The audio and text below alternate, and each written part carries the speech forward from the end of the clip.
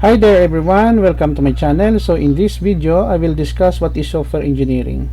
Before we start, I would like to say thank you so much to all my viewers, silent viewers, and supporters in my channel. Thank you for watching my videos.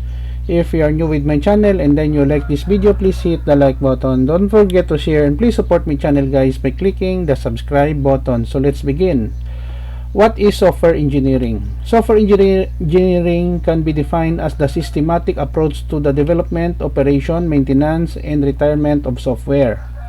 It involves the application of engineering principles and practices to the software development process, with the aim of producing high-quality software that meets the needs of users, is delivered on time and within budget.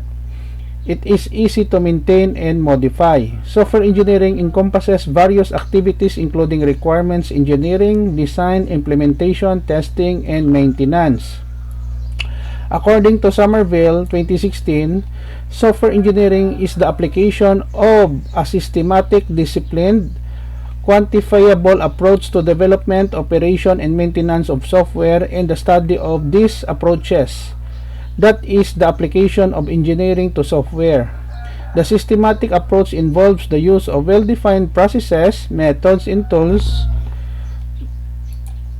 to manage the software development process, while the disciplined approach involves adhering to the best practices and standards throughout the software development lifecycle.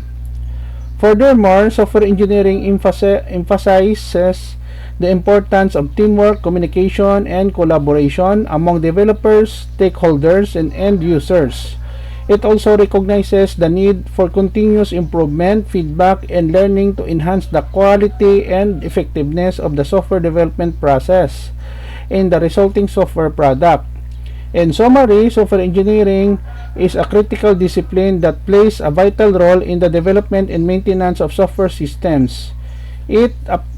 Its application can be lead to the production of high-quality, reliable, and maintainable software that meets the needs of users and organizations. For my reference, Somerville 2016 Software Engineering Person Education Limited.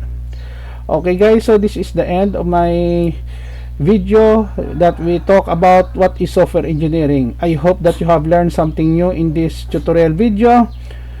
Thank you so much for watching. Don't forget to like, share, and please support my channel guys if you are new by clicking the subscribe button. See you in the next video tutorial guys. This is your friend Jake saying bye bye for now.